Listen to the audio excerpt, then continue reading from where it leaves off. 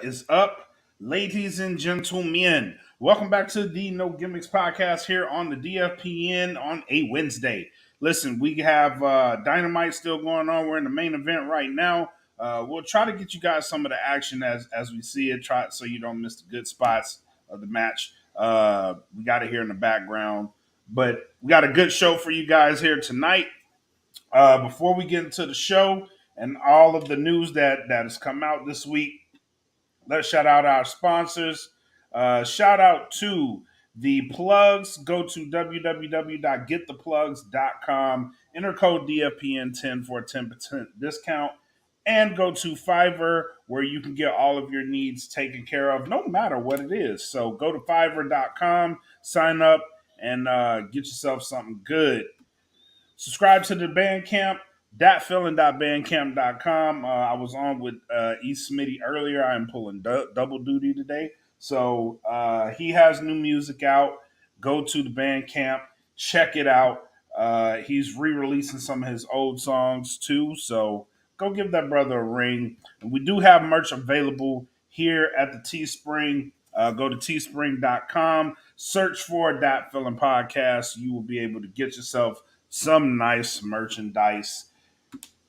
Here with my co-host, Frankie D, the Fabulous One. What's up, man? What's up, player? How plays it? I can't call it. You can't call it?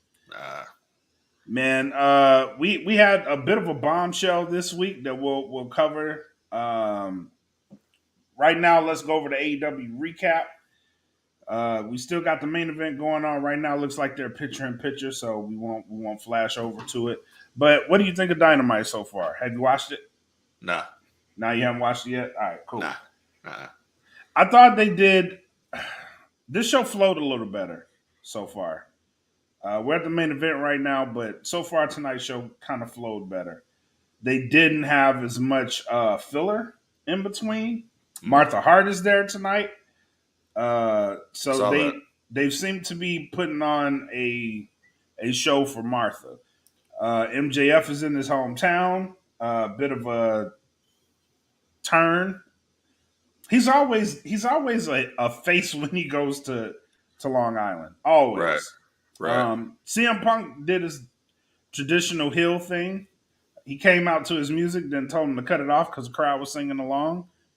He was like, "Y'all not supposed to like me here." Oh, you talking about Chris Jericho? No, CM Punk did. CM Punk? Yeah. Really? He cut his music off because they were singing to it. Wow. Okay. Yeah, he was like, "Y'all not supposed to like me. Fuck y'all." Oh, is that right? Yeah. So yeah, we're gonna talk about Mr. Punk tonight. Yeah, we got some Punk news coming tonight. Overall, so far, I thought it flowed better, but something's missing. Something's missing from that show.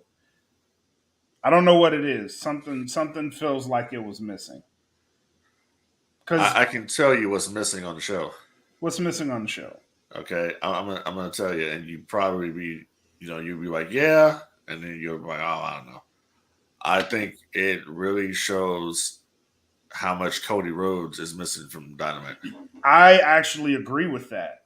Yeah. I actually agree with that. Here's why. We're gonna go into our first segment too with this. I do think Cody Rhodes is missing from the AEW roster, and I think that the wrestling overall was at a higher level in AEW when he was there. I would have to say that. I don't know if it's dipped off, but what I can say from watching Backlash, WWE is leading to something. Backlash was a fairly decent pay-per-view. Better than what they've done in the past. Yeah, I heard they had that noise machine going.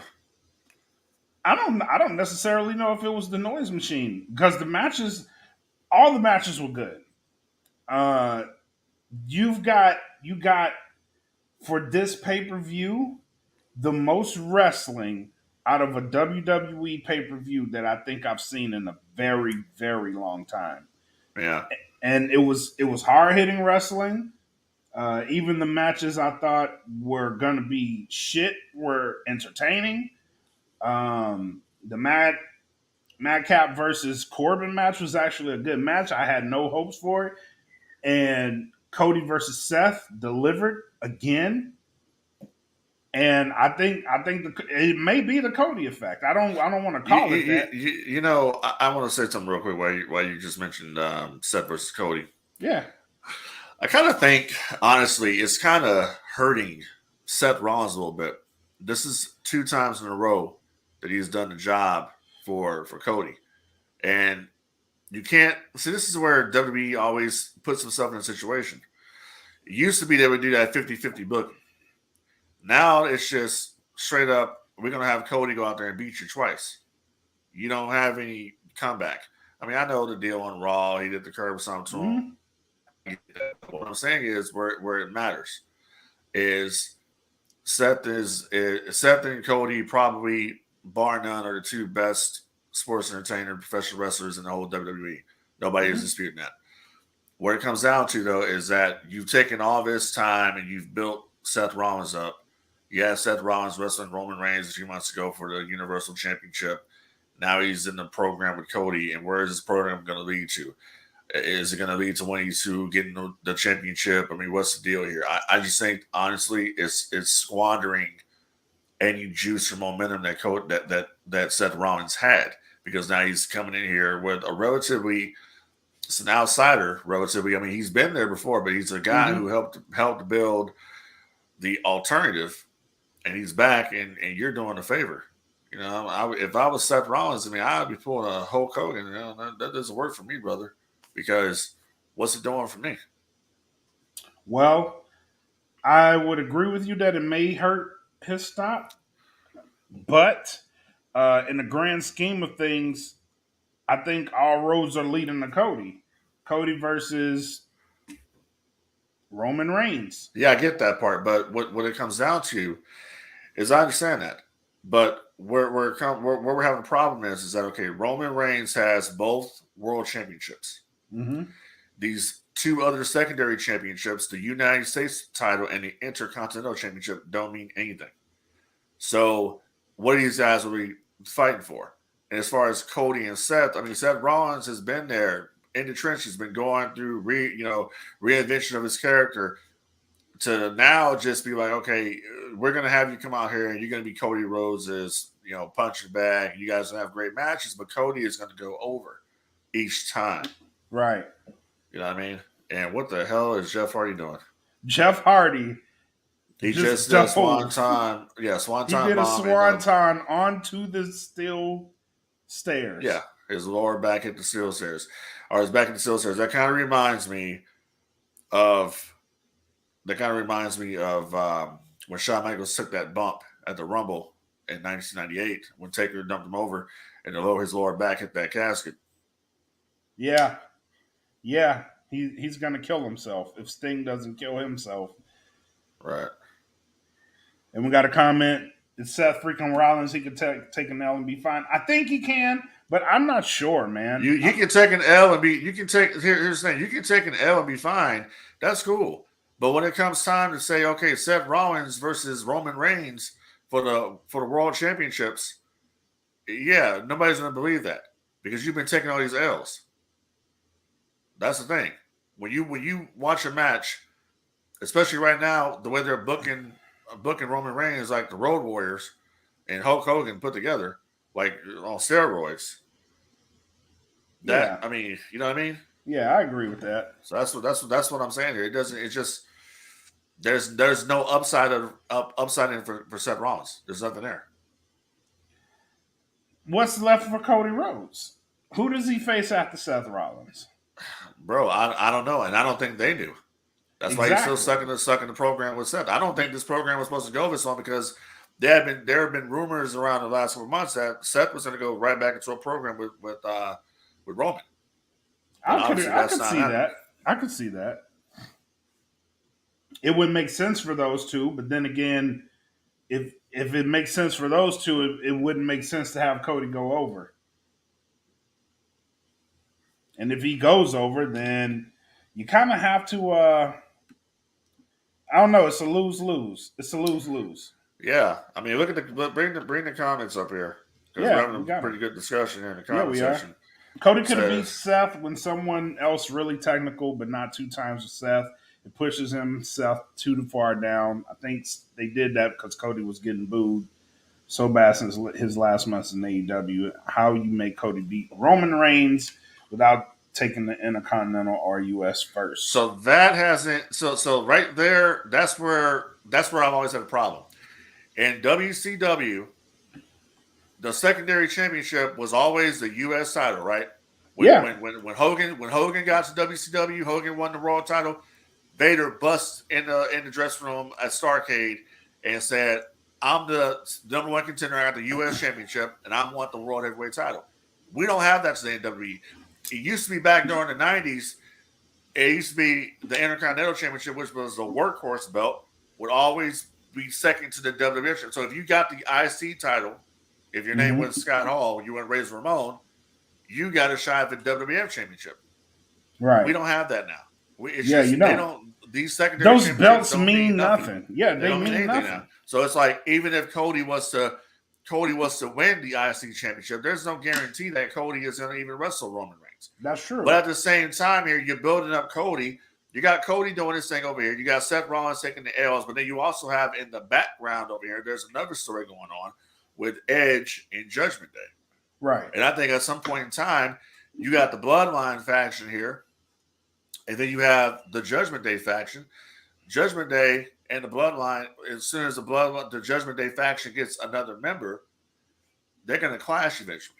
That's what this is going to lead to. Where is Edge going to get his opportunity for the championship? That's the problem here. When you unite the championships, you can't go anywhere with that. WWE has done this so many times. The first time WWE unified the belts was 2001 when they took the WCW belt and put it with the WWF championship, and Chris Jericho was the first undisputed champion. They did it again after that when Bischoff brought back the world title and gave it to Triple H, and then so forth. And then in recent times they did it again. So they always do this, and it's like they have no plan now for Roman.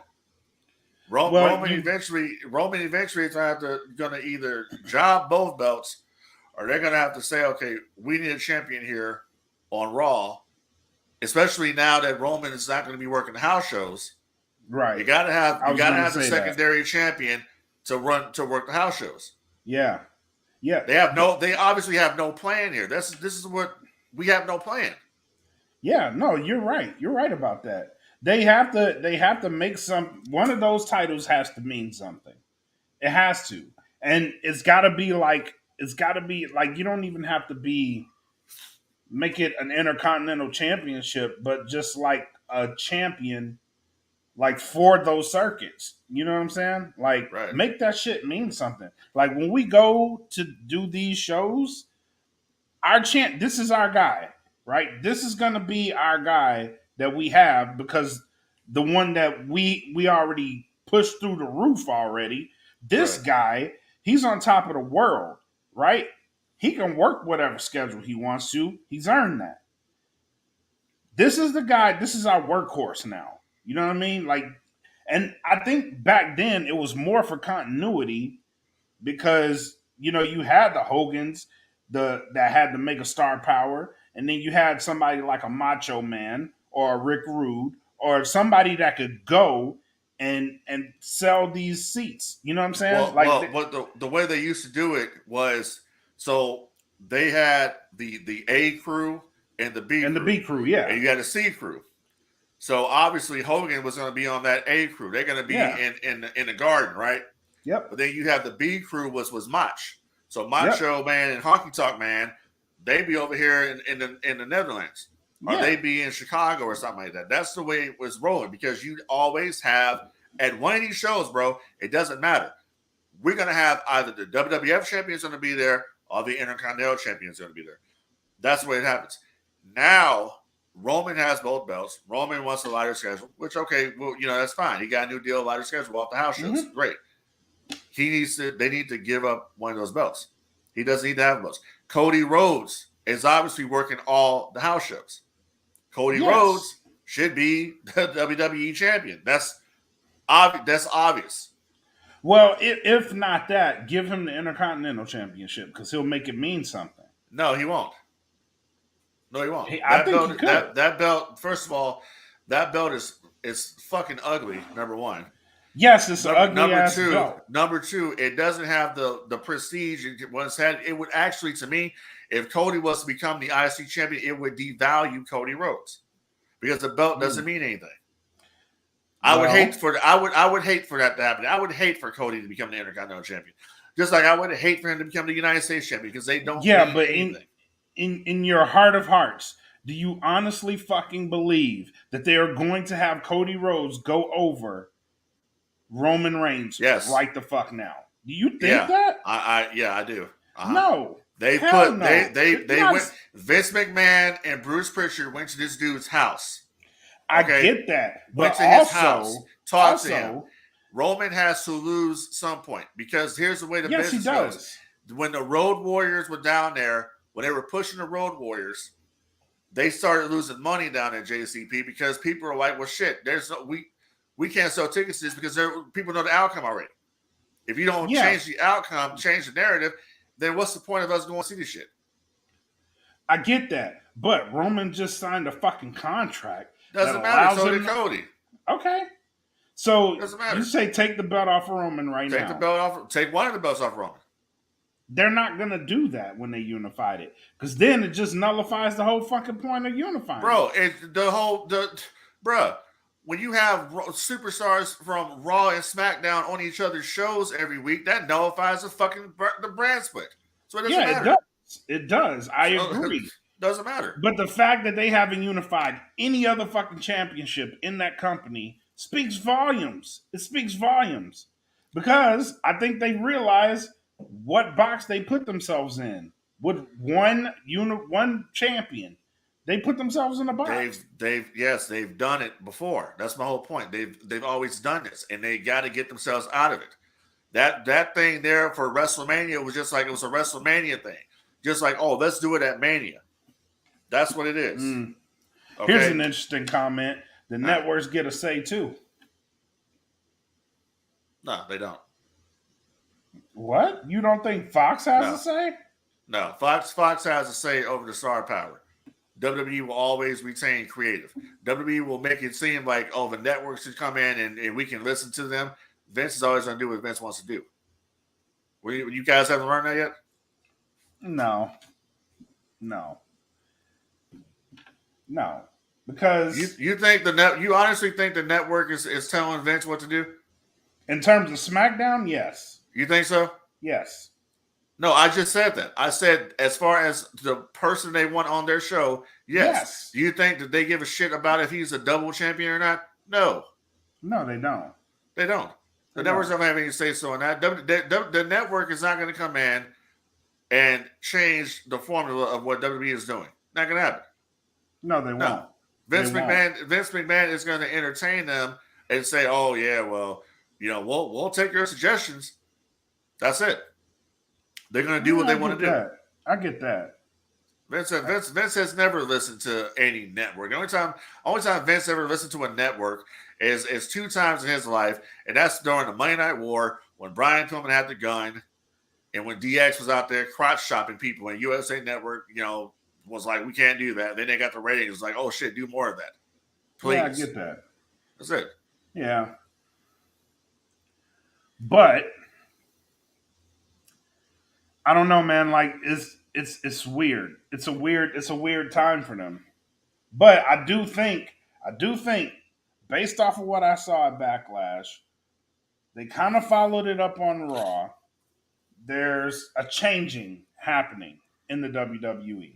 And comment here, maybe they're trying to get back to real wrestling slowly. They're not a wrestling company. They're not. But hear me out. They've been featuring more wrestling in the shows. They have been. There's been a dramatic cut in the amount of segment time versus match time. Granted, they don't have as many matches in a 3-hour Raw show. That one's a little more. It's a little more segmenty, but they do have longer wrestling.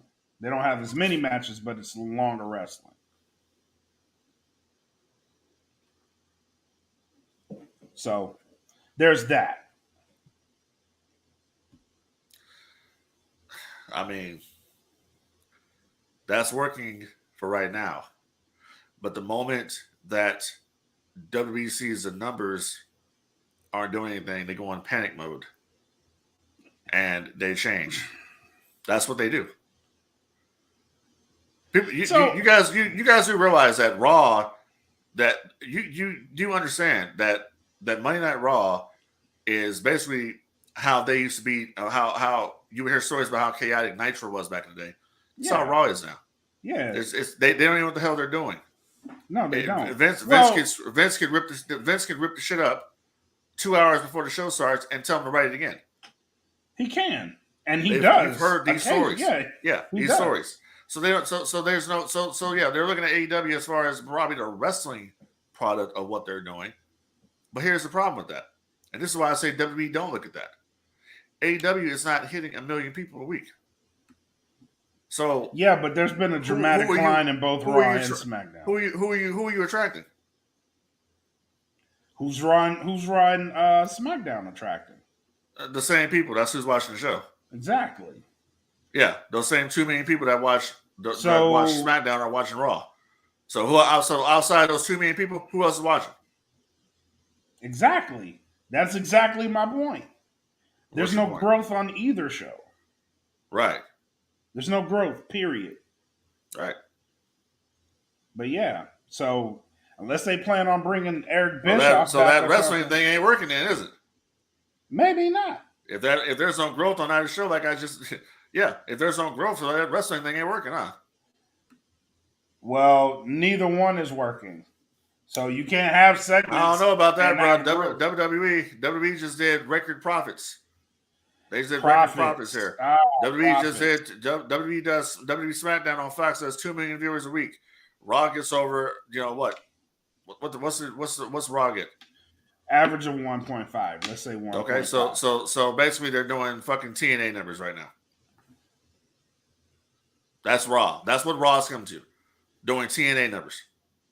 Yeah, but you see how we falling off here, my friends? Is anybody looking at this shit? Like, see how we falling off here, really? Like how wrestling in general has fallen off? And people say, oh, this is the best time to be a wrestling fan. The fuck are you talking about? How is it? People can say, oh, well, WrestleMania, because all the people. Bro, WrestleMania sells itself. Yeah, it does. It's the brand. It does. Yeah, it sells itself.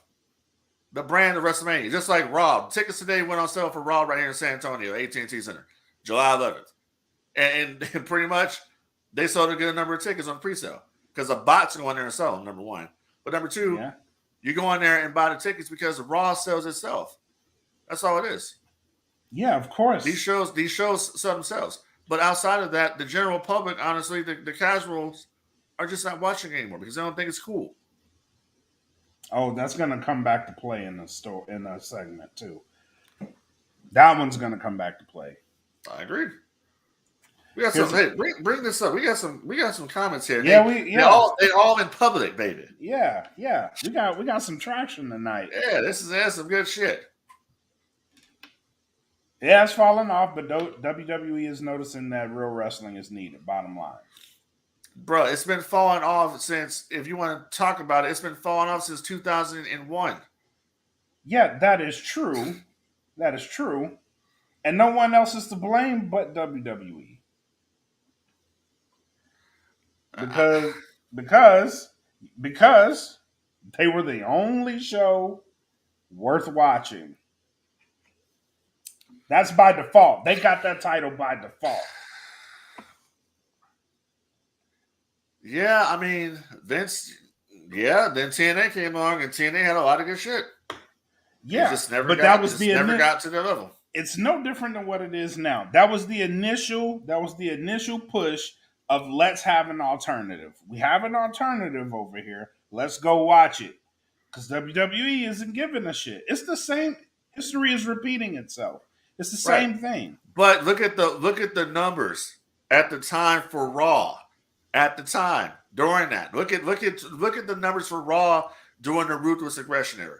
Look at numbers for Raw doing what they call the reality era. Raw was still doing over 4 million people, bro. It's like, where the hell did all the people? Where did they go?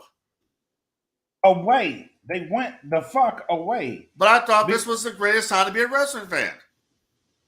Yeah, you got to bring those guys back. How are you going to bring them back? Not being negative by one. Two. No, how are you going to bring them back? Seriously, I'm asking, how are you going to bring them back? You got to make the product watchable. You know, I heard Glenn Gilberti. You know Glenn Gilberti, right? This Inferno? Yeah. So Glenn Gilberti said the other day that one of the top merchandise movers in WWE is NWO. So he says, shit. Why the fuck would you not just bring back a newer incarnation of the NWO? Because that's what people want to fucking see. No, it won't do well. Really? Why is that? In this version of the WWE, the NWO will not do well. Why is that? You have to go back to the Attitude Era for the NWO to be successful in the WWE environment. And they won't do that. They've proven time and time again they won't do that. But here's also the problem. You have the people that are stuck on that fucking nostalgia of the NWO. They want to see it back because it's the greatest selling merch ever. But if you come up with some new original shit and pay attention to it, it'd be successful. Really? Yeah, it would be. But here's the thing. You have people stuck on the nostalgia of the old shit, and they're like, it's been done already. Yes, it has. It has been done already. So let me ask you a question then. Since saying that, since you said that, that's perfect. That's perfect. You said that. So you're saying that it's been done already. Mm-hmm. Well, how many fucking times am I going to see that nostalgic Stone Cold Steve Austin come down the aisle? It was 2 fucking nights. Come out there and fucking drink beer. I've seen it already. It's been done already. Yeah, it's been done. Already seen it. Done seen it. Yeah, it's great. I've done seen it. It's great. Now, oh my God! Oh, The Rock versus Roman Reigns. Damn! They're bringing The Rock back again. Here's the thing. I'm sorry, partner. Nostalgia sells, buddy. All right. Here's my counterpoint. I'm sorry, partner. It sells. Here's my counterpoint. Vince knows that. That's why they keep promoting. That's why they keep printing NWO merch, because that shit sells. Here's my counterpoint. If I see Stone Cold once a year, I'm okay with that. If I see Stone Cold Steve Austin walking down the ramp week in, week out with his old fucking ass, then I am not going to like it. I'm not. It's going to get played out very fast. Bruh. And they're going to be like, why the fuck are we doing this? This man is too old to be in the ring. Even he knows that. I like this comment right here. Hold up a second. This comment right here. It says, WWE is the ocean. Everyone else is just making waves. I like that shit. That's a perfect comment. That. That is absolutely great. And thanks, Jeff, for listening. I get you. Got to go to bed, brother. I got you. Yeah, I got you, buddy. But here's the thing. He's right, because WWE is anything that happens in WWE, juggernaut. They're the machine. It trickles down. It's the effects. It's but like I said here, when you have a situation here where your hottest merchandise is of an entity that you didn't even create. Yeah. And when you go to shows and majority everybody's wearing that fucking shirt, you tell me that wouldn't work in 2022? I think it would. I don't think it would. You got Edge out there doing the fucking corporate ministry for guys. He's doing the ministry of darkness. And guess what? What? People are not as interested as they was in the fucking dark ministry. I get what he's doing. If you want to ask me what he's doing right now, he's doing the Brood. And guess what? In 2022, it's going to be cool for a hot second. It's going to be. Because it's fresh to some people. And then it's going to go the fuck away. Because that's just what the wrestling fan is now. You can't hold their fucking attention. You can't. Yeah, the nostalgic act works. Temporarily. Over a long period of time, that shit's going to get played out. Guess what? They did the aces and fucking eights in TNA. It was great. and then it got played out. Why did it get Why? played out? Why? Because Why? you went the route of the NWO and you kept adding people. No, that's not why it played out. Why did it play out? That is incorrect. And plus Incorrect. You had a storyline with Hulk Hogan. Here's the problem with Aces and Eights. And first of all, let me say something right now, real quick. Okay, I take fucking full credit for putting the idea out there for Aces and Eights because I was on a fucking podcast at the fucking time, and I was like, I was a big Sons of Anarchy fan, and I was an NWO fan. I was like, that'd be kind of cool if we had some bikers that came in and had the same NWO kind of attitude. I said that shit on the podcast, and boom, Aces and Eights comes up. It was a Bischoff thing. So here's the thing. It helps that Bischoff's the reason why Aces and Eights failed at the end is because they started to unmask the Aces and Eights. The Aces and Eights lost their mystique.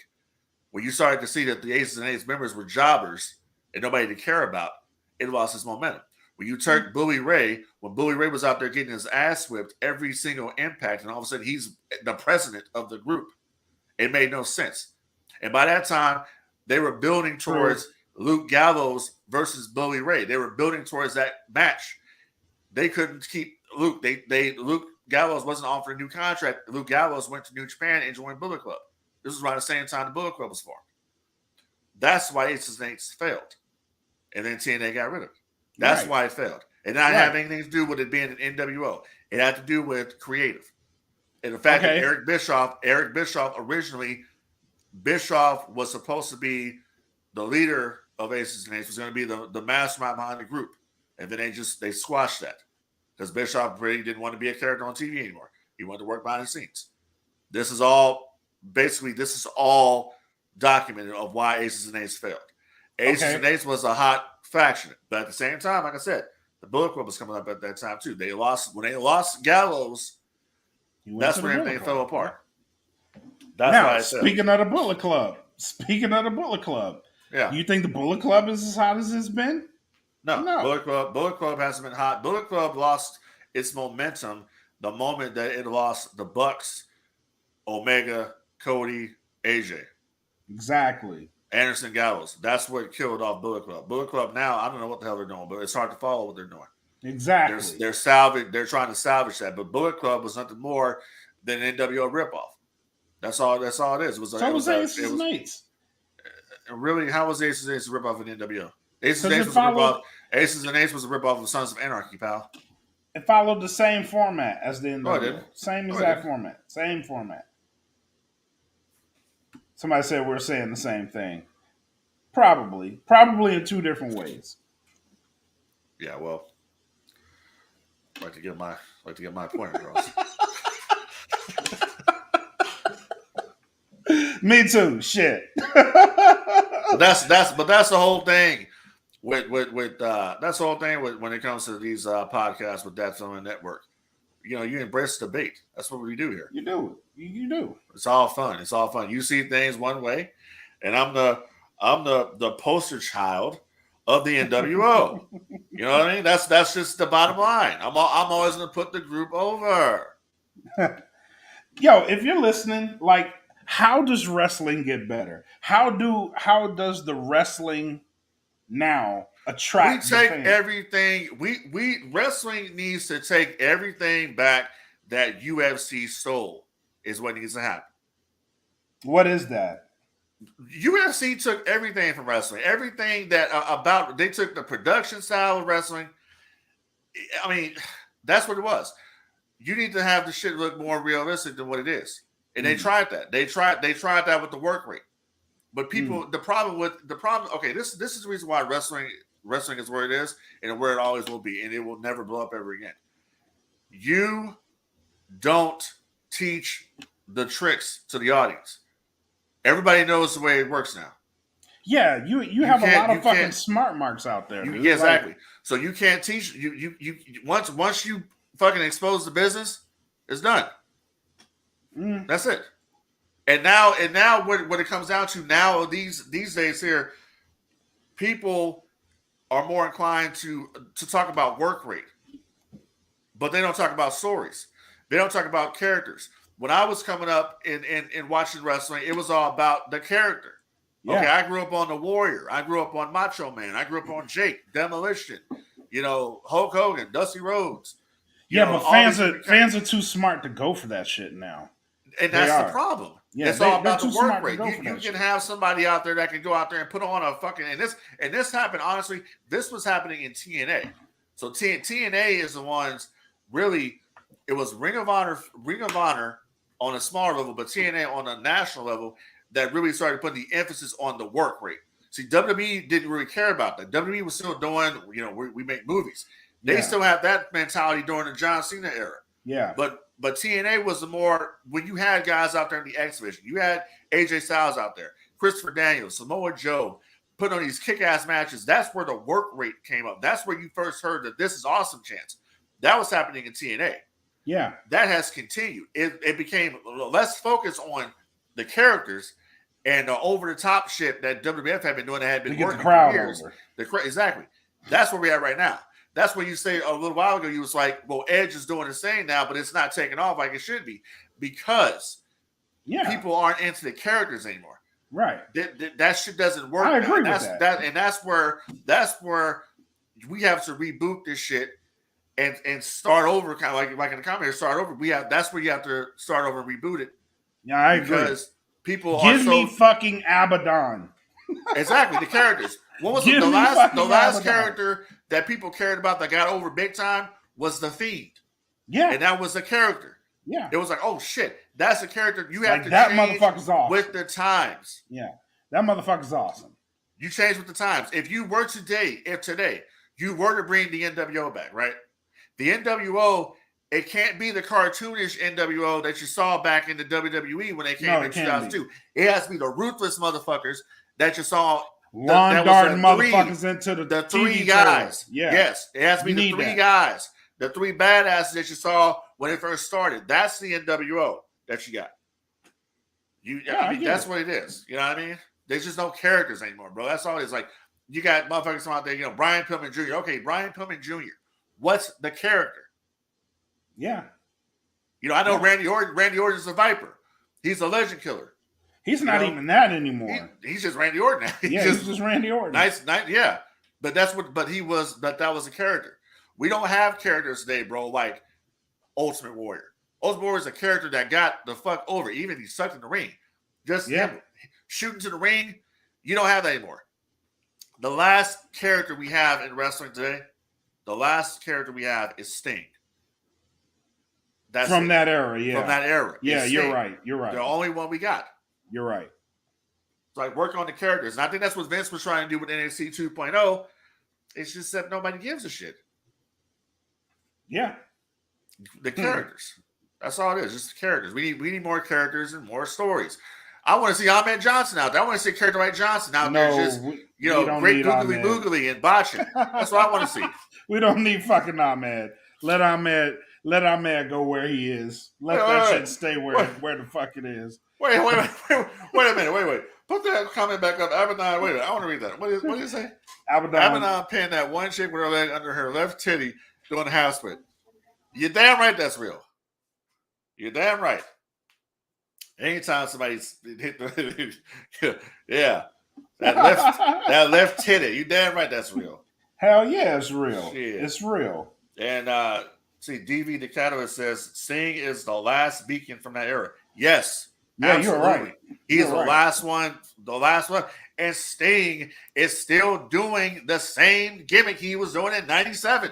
Yeah, and it's still over. So it could work. That's my point. That's a rarity, though. That's a rarity. That is a rarity. People thought Sting would never work a fucking again. That is a rarity. Shit. And then here you are, 63 years old, diving off of fucking balconies on the tables and shit, and people didn't think you would. That's a fucking rarity, bro. No, it is rarity. I'm so happy. But every time Sting does something, I'm like, oh, Sting. This motherfucker's crazy. Yeah, like, don't hurt yourself. You know what I'm saying? Like, don't fuck like, up. Bro, you like 2 years from Medicare, my guy. Like, exactly. Chill. Out there, Sting out there, Sting at 63. It's having better matches than fucking Goldberg now. Yes. Shit. Facts. Like, Sting is killing it. I'm like, damn, this motherfucker's crazy. I'm really surprised Sting has never gone for the AEW championship. I'm keeping it real. I don't think he will because Wouldn't that be a sensational story though? It would be kind of like a fucking Rocky fucking movie. Like, Rocky, when Rocky came out, Rocky Balboa. And can you do it one last time? That's a perfect dude.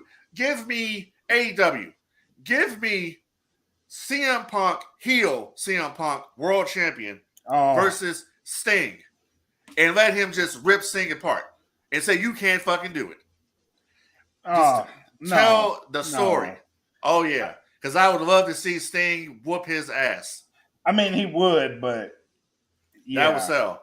That would sell. Yeah. That would sell. Because I'm getting sick and tired of nice guy Punk.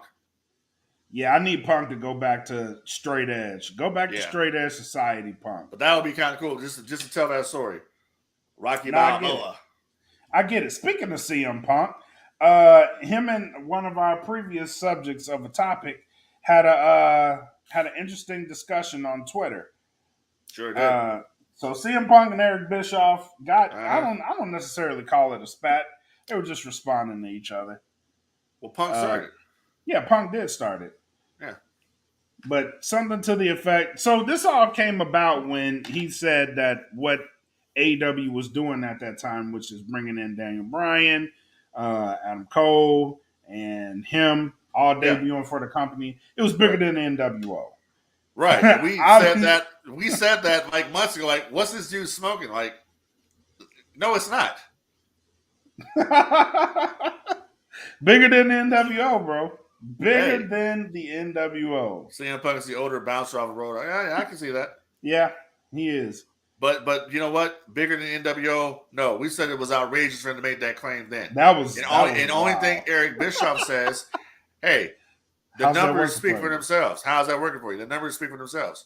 See, the thing I think with CM Punk is that CM Punk can't take criticism.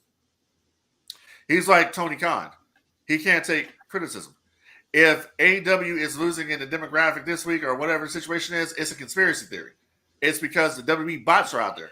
Who would have all that kind of money to spend on bots? You know what I mean? Now, I would say so far, you can't be bigger than NWO if you're wrestling like Mongo. Yeah.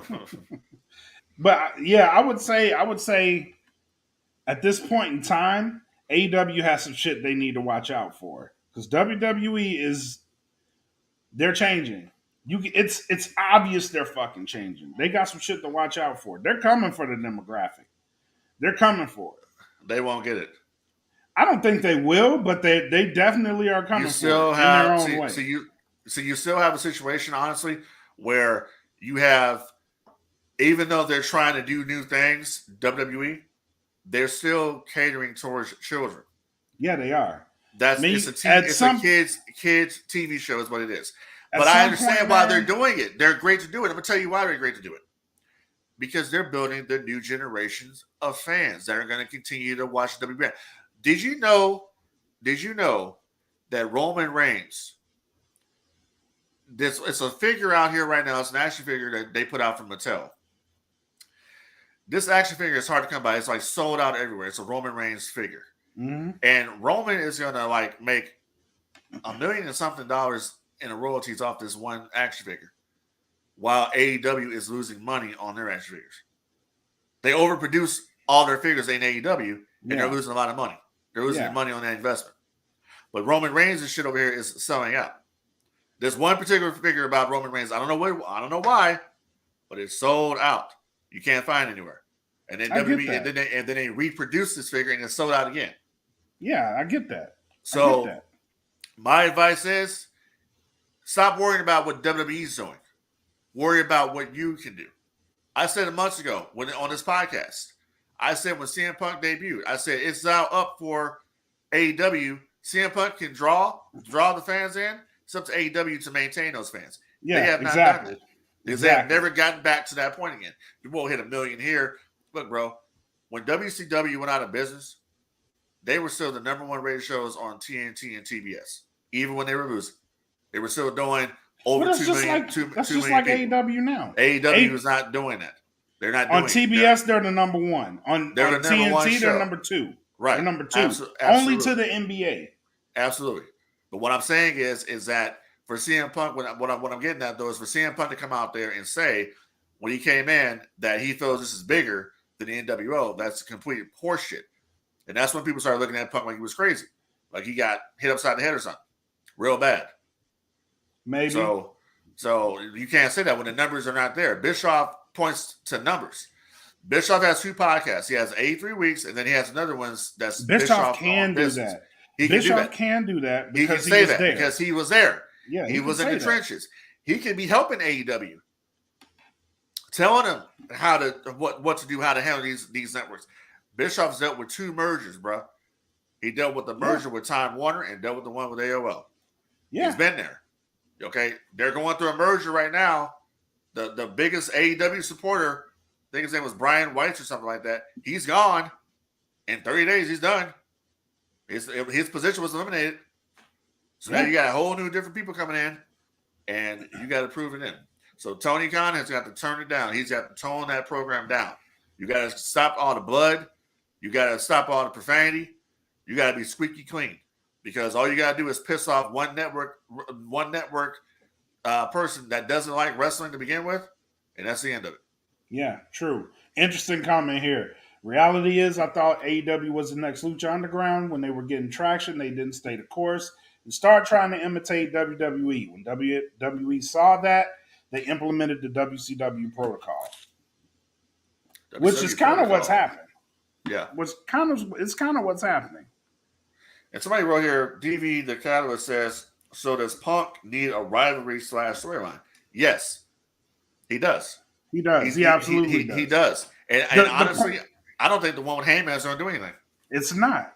Because even tonight, you saw it. The crowd wasn't as reactive to Hangman. Hangman, you need a rivalry. First and foremost, you need to give CM Punk the belt, right? Yes. Because that's the guy that needs to have it. Yes. Secondly, you need to find him someone that is capable of doing that. The perfect person for me would be Miro. You need a credible threat to that title. And you need to make it mean something. Yeah, I'm looking at the roster there and I'm just like, damn, who is that? The only other guy but I can see would be, and he's not there, would be Omega. Yeah, Omega. Which they could build towards that, and then fuck it, man, get the belt back to fucking Omega. I would love to see. I would love to honestly see Miro in the Blackpool Combat Club. Me too. Like, just bring that motherfucker out and let him destroy shit. Right. I'd love to see him in that. Miro is such an underrated talent. Man. Andrade is another talent that they've dropped the ball with. Yep. Like, my God, how many guys have come through that company that they've just dropped the ball with? And, I mean, Jay Lethal, for God's sake. Yeah. Jay Lethal is a talent that you definitely should be featuring more. Thank you very much. Punk needs to wrestle until he is beating someone with more credibility. He is barely winning. How does he beat? He beat how good Cowboy shit looks. So here's the thing. Every match that I've seen of CM Punk has been sloppy. As he's off one. Like, these guys are moving quicker than him. Yeah. Right? I'm not going to name no names, but I'll put it like this. When I was at the wrestling school, the Dog Pound Dojo, some people were like, oh, you watch AEW? I'm like, yeah, I watch it. Like, what do you think, Punk? I think it's okay. So you think that shit's okay? He's out there doing. I'm like, what do you mean? It's like, well, look at him. He's fucking out there breathing all heavy and shit. Doesn't have any fucking stamina. He can barely keep up with what the fuck he's doing, and he's wrestling nobody. Yep. I'm like, yeah, but then at the same point, you know who honestly, okay, hear me out on this. So who should get? Who should Punk be rivaled against? Right? I got somebody. Who? Bryan Danielson. I could see that too. I could definitely. If you really want my honest opinion, Bryan Danielson should be the champion right the fuck now. If that's my honest opinion, Bryan Danielson should have beat Hangman Adam Page and took that belt.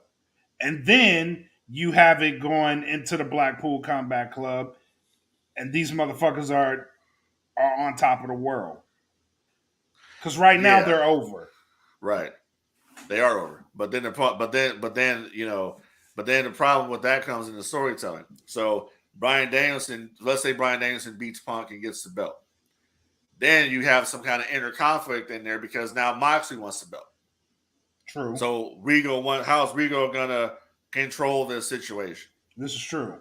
So that's another issue that we have there. But like I said before, you got so many guys on there. The roster's bloated. You got Ring of Honor. They don't even have a TV deal yet. You're trying. Tony's got too much shit on his hands, and he's not letting anybody in on what he's doing, and that's the problem. That's the issue here. You know, I think right now, I think the TNT Championship means more than the AEW World Title. Period. I would have agreed with you up until about an hour ago when they pulled that segment off backstage. Between who? Now, Frankie Kazarian is trying to go after the title. Absolutely. There's a story right there. Him and Scorpio Sky were tag team partners. They were tag team champions. There's a history there. I can see that, and then Scorpio goes after the belt. I can see that happening. That's the story. That story there. But you know, the real story should have been is AEW doesn't pull the trigger when guys are hot. Adam Cole should have beat Hangman for that championship. He should. You would have had Hangman. Two people should have beat Hangman. You would have had Cole versus Punk. Dang. Cole versus Punk would have been a good one. So tell me this. Which match would sell more? Hangman Page versus Punk or Punk versus Cole Double or Nothing World Heavyweight Championship? Punk versus Cole. Exactly. Yeah, Punk versus Cole would have sold. Just like tonight, you got Adam Cole. I did see this. Adam Cole defeats Dax Harwood in the Owen Hart Memorial Tournament. Mm-hmm. When in reality, it should have been Hardwood beating Cole. True. You push him, and he's got the Hart Foundation trunks on. Yep. And you job him out. Yep. He puts in the work. He puts in the work. So I don't know, man. It's weird. It's weird. Yeah. It's weird. But you can't run it back. You can't run it back. Yeah, he said the first 8 months of AEW was lit. If they go back to that, it will help everything. But how do you? You can't. How do you go back to because that? a lot of the components aren't there anymore. Cody's not there. One of the big stories going on was Cody versus Dustin. Yep. So you can't go back to that. Yeah. The key component that ran that is now in WWE. All right. And as much as I was like, Cody's getting too much shine in AEW, it's probably what fucking needed to happen. Yeah. It probably. You know why though? You know why that is? What? Because let's be honest about it. We're seeing Cody wrestle more than we ever saw him wrestle in AEW. Yep. And he was never hardly there. It means more in WWE than it does in AEW. Because in AEW he couldn't go for the fucking title. Because he put himself in that shit. There. He wrote himself in that. And he even admits that. I haven't watched Broken Skull Sessions yet with Cody. I think I'm gonna watch that tonight. Oh, it's out? I didn't even know it was out. I'm gonna watch that too. Yeah, it's out. So who are the 5 to 10 people you build the brand around and why? I'll let you answer this one first. What brand? AEW? AEW. You build Jay Lethal. Mm-hmm. So you got Jay Lethal. You have Adam Cole. You got Kenny Omega, Bryan Danielson, Miro, Swerve Scott, Jeff Hardy, Darby Allin, MJF, and I would say Ricky Starks. I would agree with Ricky Starks on that. So I would say Ricky Starks, Miro, Bryan Danielson, John Moxley. I'll put him in there. Mm. Who else? That's 4. Fuck, give me Powerhouse Hobbs because I need him to do some shit. Right. And he's young, so he could lead you into that. Right. Swerve, I'd put Swerve in there. As much as people hate him right now, Sammy Guevara, I put Guevara in there. I need some. I don't get that. I don't understand the hate for him, but go ahead. Yeah, me neither. I need a woman in there, and right now, my top woman. If I needed to build a division around anyone, sorry, it's gonna be Serena Deeb because she could carry that shit until all the other women get in line and get a more established IQ about the ring. That's my pick. I said Miro already. Alistair Black. I put Alistair Black in there. Malachi Black. Sorry, Alistair Black. You're gonna get us thrown off the air. I'm sorry. Malachi Black, and my 10th and final pick, Jay Lethal. Yeah. Both of us is funny because both of us have Jay Lethal on them. Yeah. I put Jay Lethal in there. You have to, dude, because now that you have Ring of Honor, that is the bridge. That man is the bridge. And you know where Tony's messing up, though, with Ring of Honor? Besides that crappy-ass logo that they got? Where he's messing up is he's not signing a lot of the Ring of Honor talents. Which I think is that's your message. He's trying to build Ring of Honor with AEW people. And that's not Ring of Honor. You seen how that went with ECW. The same mistake that Vince did with WCW, and then they did with ECW's reboot. You seen how that went. You can't do that. That movie does not end well. I'm sorry. You gotta have the Briscoes there. Maybe the person who had a problem with the Briscoes, maybe their ass is going to be gone now since the merger happened. So you can finally bring the Briscoes over to AEW, or at least have them start Ring of Honor. You gotta do something. You gotta have what's the dude? Dalton. I forget his last name. Castle. Dalton Castle. Yeah. You gotta have that dude is so fucking over. It's not even funny. He is massively over. Yeah. Like you gotta pull him in there. Jonathan Gresham. I don't even think they signed him. They did sign him. They did? Yeah. Well, you gotta use him. You know what I mean? I think he's hurt. Is he? Yeah, he's injured. Oh, I didn't know that either. Yeah. But yeah, like people like that, you got to showcase them. And then, like, if you're gonna build that brand, shit, get some of these original guys in there. Don't just shuffle. So do you agree that Delirious should be working as a booker for Ring of Honor like he had been? Yes, I agree. Yes, because what I think is what is going to end up happening here is that it's going to be Ring of Honor by name, but you're going to be watching all Elite Wrestling is what you're going to be watching because it's going to be the same booking style. What killed that? What made this happen was the fact that that pay-per-view, the Supercard pay-per-view, was so great. Yeah, and I bet that gassed him. Yeah, I bet it gassed. But wait a minute. I think Delirious.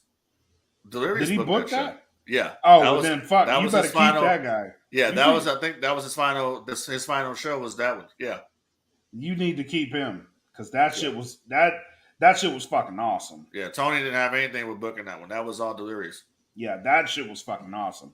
Now matchups. We got a question on the matchups. Who would you have matching up from this? Honestly, I liked when they first started, where you had some of the more established guys helping the younger talent, the lesser known talent get over. I like that idea. So it's a mashup of who's who. You can go pretty much in any direction you want, but my champion coming out of this would probably be Miro. I'm sorry. Miro. No, there's nothing to be sorry about that because Miro was doing such horse shit when he first got there with that video game shit, and then when he kicked it in the gear, he kicked it in the gear, and I think the only thing missing from his act is his wife. When he would talk about, would talk about, he's doing this for her and his God and all that stuff. I'm like, dude, bring her in, and that would be the perfect, combination. You got to stop the stories and go back to wins and losses and what looks real to people. Penta's brother, Ray Phoenix, he's talking about is the best wrestler in the world, needs all the push. He gives all effort. Yeah. Ray Phoenix is a good wrestler. He's a good wrestler, but he's not somebody that I would push as a single. No, not as a single. You have to push them as a tag team is about as good as it gets. Yeah. Yeah, because the bottom line is that, I'm not trying to be like a dick, but they can't really speak English all that well. So you got to have somebody that can go out there and cut promos and deliver to the audience, or you have a mouthpiece to do that for you. And they have the mouthpiece. It's just you can't push them as singles. As a singles, you have to push them as a tag. Penta didn't go over well as a singles, and he's a great singles wrestler. Right. Proved that here with Malachi Black. Yeah. He didn't get over with that. And they had to go back to the dark triangle or whatever they're called. Yeah. Yeah, he's a great singles wrestler. If you remember All In, him versus Omega was a damn good match. Yeah. So, yeah. I agree with you on that one. Very much so. All right, so let's go back across the pond. We got some. I don't want to call this a bombshell, but this is pretty damning to the New Japan Pro Wrestling company. It was very damning to them. Kota Ibushi came out.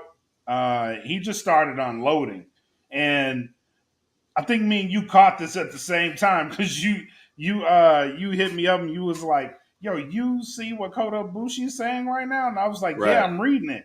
Yeah, and I just posted it in the No Gimmicks group. Yeah. I was like, I hit you. I'm like, you seen this shit? Yeah. Yeah.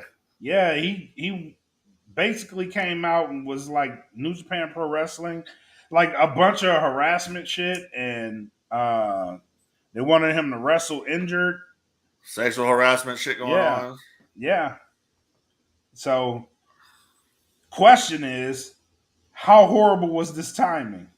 Oh, this was bad timing. It's bad timing, but I don't know if the story is really spreading like wildfire right now.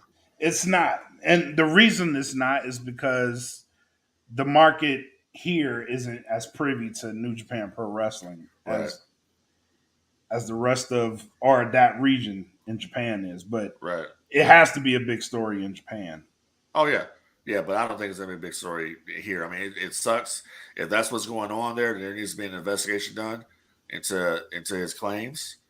But here's the thing. It can also be sour grapes as well. It could be, but here's the thing. I don't think he's lying. Well, I don't think he's lying either. Yeah, I don't think he's lying. That's up to them to do an investigation to see if there's any merit to what he's talking about, because he's putting a lot of shit out there right now. Yeah, he threw some shit. You can't just put stuff out there like that, and if it's not true, not expect consequences for that. You know what I mean? Yeah. So obviously he's got some feelings here. I don't know. I don't know what to say about that. It's just it kind of caught me off guard there. Yeah. Does this hurt the relationship between New Japan and AEW? No. Now, you don't think so? No. You don't think Tony at least look at this and inquire, like, hey, what the fuck going on over here? No, because that's an isolated New Japan situation. It has nothing to do with AEW. It has nothing to do with anybody on the AEW roster. It's something that's going on with Kota Ibushi and New Japan management. That's their situation. It has nothing to do with what we're doing in our business. And Tony Khan, at the end of the day, is not going to mess up. You got this show that you're promoting and you're going to produce in Chicago, and you're not going to let anybody mess it up. If for some reason he backs away from this deal and just cancel the event, how bad of a move is that for him? It's bad. It's going to cost money. Yeah, it's going to cost. It's going to cost money. They're already losing all this money with the video game.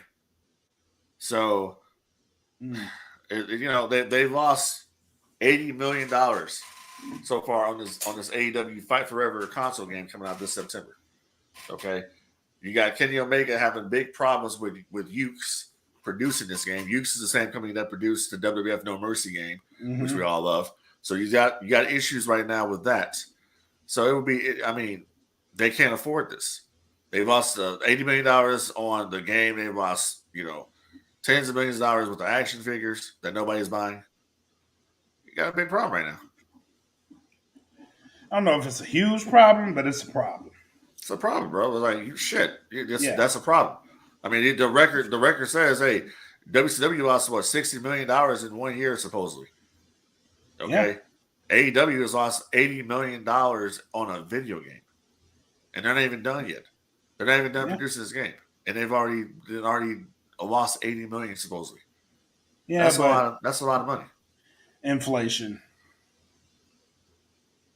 Well, 60 million. 60 million then is probably equivalent to about 100. Well, it could be, but at the end of the day, that's what AOL came in looking at. They came looking at the books. Yeah, you don't want to. But saying that, there's the story that Bischoff told me, saying that there were two sets of books, and WCW wasn't actually getting all the money that they were making. They would allocate that money, and Time Warner would put it different places.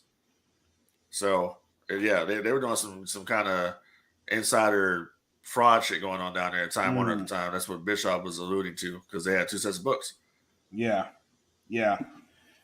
Take this money and put it elsewhere. Help this. Yeah, put this money elsewhere, because I mean they wouldn't even give Bischoff money for Thunder when Thunder started. Yeah, they want to give. They said you got to do this TV show on TBS, but we're not going to give you any money for it. Yeah, true. But yeah, man, it's very interesting. All right, to our final topic of business. Actually, we got two more. The return of Tammy to Sonny Stitch. You know what? I'm gonna just make this one short and sweet. Get Tammy the fuck out of here. Yeah, I was never, I was never a fan of Sonny. I didn't understand what people saw in her back in the day. I didn't think she was actually attractive. I actually preferred Sable, to be honest with you. So I was a Jackie person. Yeah, I mean, Sable and Jackie, they were good, but I didn't think Sonny was all that attractive. And then hearing the shit that she was doing, she was with Chris Candido at the time, and she was running around with all these different guys back in the day. Davey Boy Smith was one of them. Shawn Michaels was another. She was throwing that thing, throwing it around, and just treated Chris Candido like shit, just dogged him out. This dude was getting buried. Going around. I mean, how would you feel, man? You're with her, okay, and you're coming up there to work, but the clique is over here laughing at you because your woman's been with whoever. Yeah, that's just crap. So I don't have any respect for Tammy Stitch. She's on top of that too. She said a lot of racial shit in the past couple of years. So basically, just fuck that bitch. Honestly, that's all I feel about it. That's just real shit. I don't give a shit about her, and she needs to go to jail for what she did. You killed some fucking body, and because your ass was drunk. So face the consequences of your actions. You did it, and be done with it. So that'd be the end of her, because and honestly, she should not be in the WWE Hall of Fame. Period. Is she? She's in the Hall of Fame. She should not be in the Hall of Fame. Yeah. Take her ass out. Yeah, they need to. I don't know if they've ever taken anyone out of the Hall of Fame. Didn't they take Hogan out for his scandal that happened? Maybe. Yeah, I think they did. Hogan said they did. They took him out.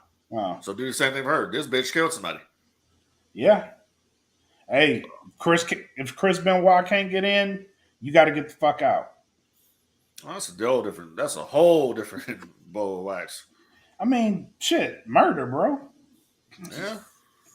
Murder is murder. Now, granted, Chris Benoit's murder was way more fucked up, but murder is murder at the end of the day. You killed the motherfucker, bro. Exactly. So that's all I got to say on that hood rat. All right, good. Moving on. TNA is celebrating their 20-year anniversary. Yes, sir. The upcoming pay-per-view. Yep. How do you feel? I cannot believe that this company is still in business. They're hanging on for dear life, but they're still around. That is crazy. A company that was started in 2002 by Jeff and Jerry Jarrett, okay, it's still here all this time later. It's remarkable. Not on a good network anymore. Nope, But it's on Access. It's on Access. Mhm. They long gone are the glory days of them being on Spike TV and to a lesser extent Destination America. I was watching TNA way back in the day when NWA TNA when they had the Wednesday night pay-per-views for $9.99. You had to order them to keep up with the product. Yep. And then they got on Fox Sports Net and they were on 3 o'clock on the West Coast, 3 p.m. every Friday. And yeah, it's been a hell of a journey for Impact Wrestling. And I still say to this day, they should really go back calling it TNA. They could, but man, I don't think Impact works. Impact has never worked. They used to call it TNA Impact Wrestling is what they used to call it. Yeah, and then now they just want the company to be Impact Wrestling. That doesn't work. Well, that was with the ushering in of Bischoff and Hogan. Is when it really changed. Yeah, that was a Spike TV thing. Yeah, that was more of a Spike TV thing. But when they got rid of the 6 sides and went to the 4, that was Hogan. Was Hogan Bischoff. Yeah. Yeah. So and I would love to see them bring the 6-sided ring back because that was one of the things that made them stand out. That's an alternative. That's a true alternative. When you have something that everybody else is different. That's different, exactly. But I've heard from a lot of wrestlers that they fucking hated wrestling. Oh, they did. It hurt like hell. Yeah, it hurt. They said it was bad. When you took a bump on that thing. Yeah. And then some people would get in there and get lost. Yeah. Because they're used to working with 4 sides and you got 6. Like, oh shit, what Where the fuck do I go? What do I do? Yeah. But honestly, I think that for the celebration of TNA being there 20 years, Jeff Jarrett should be there some type of way. And Jerry Jarrett should be there some type of way, and Dixie Carter should definitely be there. Because if it wasn't for Dixie Carter, that company would have went under a long time ago. Her family came in after the whole Health South situation happened when they lost him as an investor. The Carter family came in and they saved that organization. Yeah, if it wasn't for Jeff Jarrett, it wasn't for Dixie Carter, there would be no Impact Wrestling today. I agree with that. Now, granted, what people may not tune into is Impact probably has some of the best wrestling out. Just people aren't tuning into that shit. People aren't tuning into it, and then people aren't buying tickets to it. Yeah. So that's the problem. And I think a lot of the problem has to do with the fact that it's on Access TV. Mm-hmm. And then I just honestly think that it's the branding. You go back to what people know. People know it as TNA. Yeah. Just call it TNA, Total Nonstop Action. It's very simple. Yeah. You have to.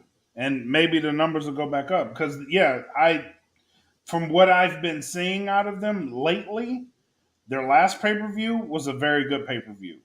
Right. Their shows are decent. They actually have storylines in them. There's content there. The wrestling's good. The show flows really well. The only problem is no fucking body's watching it. That's the issue. They got 100-some-thousand people that probably watch their show every week. That's a long ways from the 1.4 million they were getting on Spike TV during the Vince Russo era. Yep. So I agree. Them and NWA Power was a really good show too, and I've kind of fallen off of them. I don't know if they are actually still doing shows, but when they first started, NWA Power was them and TNA I thought were the 1 and 2 in terms of quality of the show. Yeah, but it would be nice to see them get back to where they were. I would really appreciate that. Oh yeah, I watched I subscribe to their video on demand service called Impact Plus. Mm-hmm. So I go back all the time and I watch the old Wednesday night shows and watch the Impact shows from back in the day, Fox Sports. And you can go back and see a lot of the guys out there now. You know, the of course AJ, of course, you know, I was watching AJ when he was in WCW. Yeah, But me too.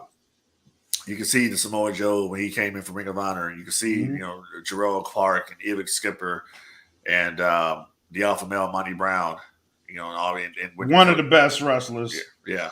Conan, R-Truth, Road Dogg, or BG James, they were 3 Live Crew. Yep. You know, when Pac-Man Jones came in there. Yep. When he was tag team champion, but he could never wrestle. They barred him from wrestling, but he was out there, so Truth would have to do all the wrestling. Yep. You know, the monster, the rise of the monster abyss with Father James Mitchell. Yes. Main Event Mafia. Immortal. Yep. Yeah. Fortune, yeah. Very good factions. Yep. Aces and Eights. When mentioned earlier.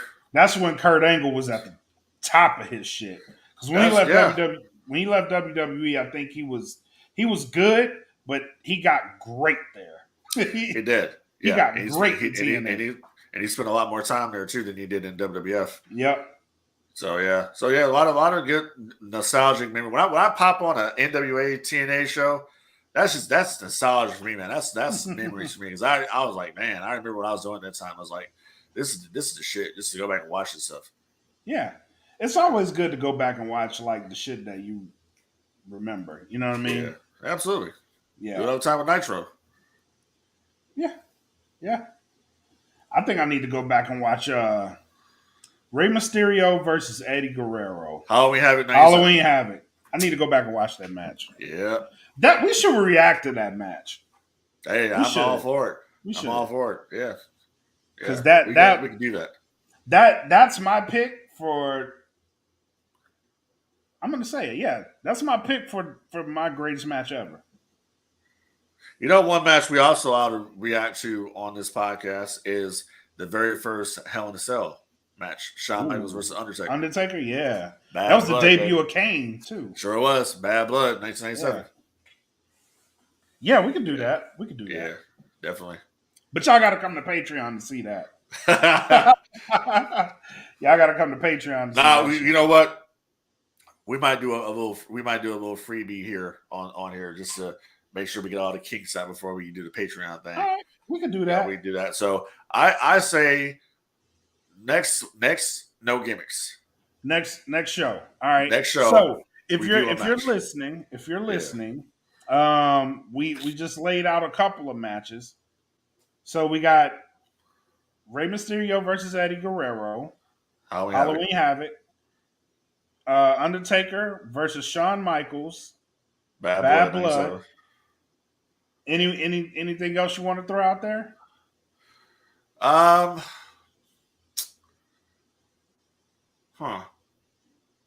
Let's do Sting versus Hollywood Hogan. Starrcade 97. Ooh, that's a good one. We could do that. So out of those three. No, one more. Oh, one more? Yeah, one more. All right, go ahead. Bret Hart versus Shawn Michaels. Montreal 1987. That one might get voted in, but that's your picks. That's your choices, ladies and gentlemen. Yeah. So we got the Montreal Screwjob. We got the Montreal Screwjob. Hogan Sting. Shawn Michaels Undertaker. Rey Mysterio Eddie Guerrero. Right. If you're listening, join us at the No Gimmicks podcast. We'll put the poll up and everything. Join us on the No Gimmicks podcast fan group on Facebook. We'll have the poll up and vote on it. Whatever one gets the highest, that's the one we'll react to. Right. Sounds fair? I think it's more than fair. All right. So there it is. And we'll react to it next week. So, final thoughts, man. What you got? I got nothing. It's been a very, very blah week in wrestling. Like nothing going on. So, I mean, there's some other stuff that was going on, but we're gonna keep that for the next time. Yeah, we'll have some more shit to talk about next week. But that's pretty much all I got, bro. Yeah. Other than it was hot as hell today. Yeah, it was hot. Texas is fucking polar, man. Fuck yeah. It's fucking bipolar here. But yeah, that's all. I have nothing. Again, join us at the No Gimmicks Podcast fan group on Facebook. If you're listening to the show outside of that group, join it. We'll let you in. We'll put the poll up. I'll put it up tonight. So we'll put the poll up tonight. You guys can vote on it. We'll leave it up for the week. And I'll pin it in the announcement section. That way, it gets more eyes on it throughout the week, and you guys vote on it, and we'll react to the match you choose next week. So yeah, and also just spread the word here about the No Gimmicks podcast, and we are taking over. Do that there. Let people know about it so we can truly take over the takeover of the takeovers. Yeah, the takeover of takeovers. Exactly. We're coming. But yeah, man, thanks for everybody tuning in tonight here on the No Gimmicks podcast on the DFPN. We hope you enjoyed the show. This is a very good show tonight. Very, very good. Well, we always put out bangers, bro. Yeah, we do. We're good. We're on the banger section. It's all about having fun. We you have your opinion. I got my opinion. Sometimes they match, and we just say different shit. Exactly. They don't.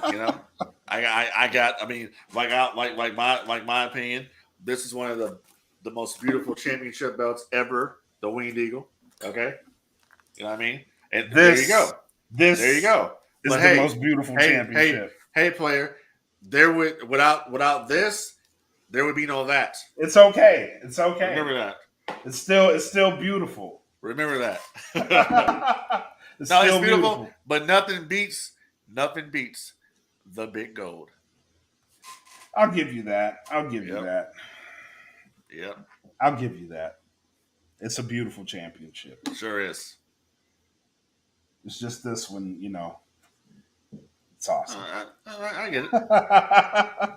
I totally understand, awesome. Man. I got a whole bunch of them behind me. I totally understand. I'll get there. I'm gonna get there one day. I'm slowly building the empire. Brother, I understand. I mean, we all can't be Frank D and have 2 IC championships.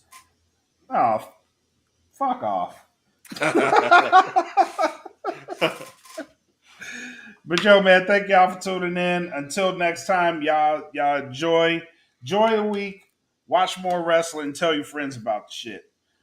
And Frankie D will leave you with a message about your pets. Nah, real talk. Help control the pet population. Have your pets spayed or neutered. And also, hey, listen, it's getting hot out there. So let's make sure our dogs have water and we don't be walking them on the ground when it's like 80, 90 degrees out there because their fucking paws will get burned. You know what I mean? It's like common fucking sense, people. Come on now. Come on. For real. Other than that, it's time to go to the pay window. To the pay window, baby. Y'all have a good one. Peace.